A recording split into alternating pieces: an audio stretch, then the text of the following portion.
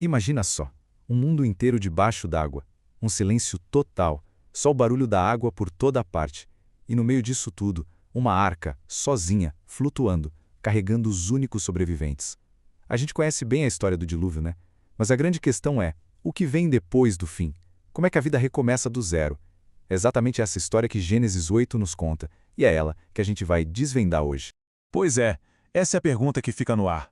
Porque Gênesis 8 não é sobre o fim. É sobre o primeiríssimo passo, cheio de incerteza, em direção ao novo começo. É a história de como a esperança, bem devagarinho, volta para um mundo que foi completamente lavado. Silencioso. Vamos ver como isso aconteceu, passo a passo. Bom, nossa história começa a virar exatamente aqui. Depois de meses de silêncio, de uma espera totalmente passiva, alguma coisa muda. Uma ação divina quebra essa inércia toda e dá o pontapé inicial para a renovação do mundo. Olha, e tudo começa com essa frase aqui. E lembrou-se Deus de Noé. É essa frase que serve de gatilho para tudo o que acontece depois. É o momento exato em que a história para de ser sobre destruição e passa a ser sobre restauração. A partir daqui, um vento começa a soprar e as águas que antes só subiam, agora começam finalmente a recuar. A mudança começou. Mas essa mudança não foi nada rápida, tá? A escala de tempo aqui é impressionante. Pensa bem, foram 150 dias só para as águas começarem a baixar. Só lá no 7º mês é que a arca finalmente encontra um lugar para repousar, nos montes de Ararat. E os topos das montanhas, esses só foram aparecer no 10º mês. Isso dá uma noção da paciência gigantesca que foi necessária, uma espera longa e silenciosa dentro daquela arca. Com a arca finalmente parada, a espera muda de cara. Aquela passividade toda dá lugar à ação. Agora Noé se torna um tipo de explorador, sabe? Ele começa uma busca super metódica por qualquer sinal de que o mundo lá fora está pronto para recebê-los de volta. E mesmo depois de ver o topo das montanhas, Noé ainda espera mais 40 dias. Só então ele abre a janela da arca. Isso não é no impulso, sabe? É o começo de uma investigação cuidadosa, uma transição daquela espera passiva para uma exploração ativa desse mundo novo. E essa busca, olha, parece quase um experimento científico. O processo é muito claro. Primeiro, ele envia o corvo. Depois, a pomba. E não uma vez só, mas 3 vezes, com intervalos de 7 dias entre cada uma. Cada envio é um teste, uma forma de coletar informações sobre como as coisas estavam lá fora. E a escolha das aves, poxa, é genial. O corvo é uma ave mais resistente, que come carniça, então ele vai e volta. Isso indicava que, ok, tinha lugar para pousar, mas não necessariamente que a vida vegetal tinha voltado. Já a pomba precisa de um ambiente mais acolhedor. Na primeira vez que ela vai, ela volta, porque não encontra repouso para a planta do seu pé. Ou seja, o mundo ainda não estava pronto para uma vida mais delicada. E aí vem o momento que muda tudo. Na segunda viagem, a pomba volta, já no finzinho da tarde, só que dessa vez ela traz uma coisa no bico. E como o texto diz, era arrancada uma folha de oliveira. Não era um galho seco, era uma folha fresca, a primeira prova real, tangível, de que as plantas estavam brotando de novo. Aquele pequeno sinal verde que confirmava a vida estava voltando. Ok, a folha de oliveira foi aquele respiro, o grande sinal de esperança, mas a espera ainda não tinha acabado. Agora sim a gente chega no momento em que as portas da arca finalmente vão se abrir.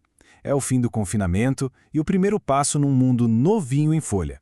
E aqui o texto é de uma precisão, olha só, no primeiro dia do primeiro mês do ano 601 da vida de Noé.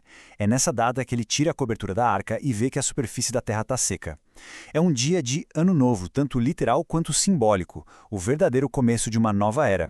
E mesmo vendo a terra seca, Noé não se apressa. Ele espera por uma ordem, e essa ordem vem quase 2 meses depois. O comando "sai da arca" não é só uma permissão, é uma instrução, uma libertação oficial. O tempo de ficar guardado de preservação acabou. Agora começou o tempo de repovoar. E aí começa a grande saída. Noé, sua família e todos os animais, aves e répteis, segundo as suas espécies, todos saem da arca. A diversidade da vida, que foi guardada com tanto cuidado por mais de um ano, agora pisa em terra firme com uma missão bem clara: recomeçar e encher a terra de novo. Bom, e agora a gente chega no grande final dessa história.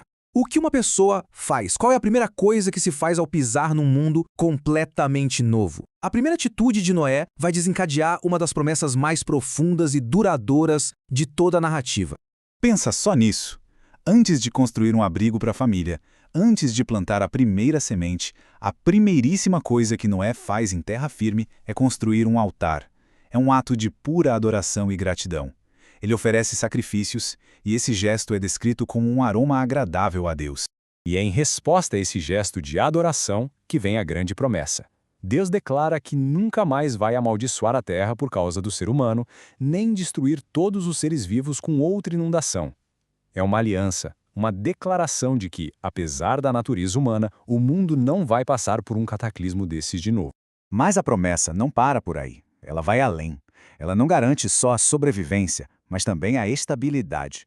O final do capítulo estabelece uma base de previsibilidade para o novo mundo, uma garantia de que os ritmos da natureza vão continuar.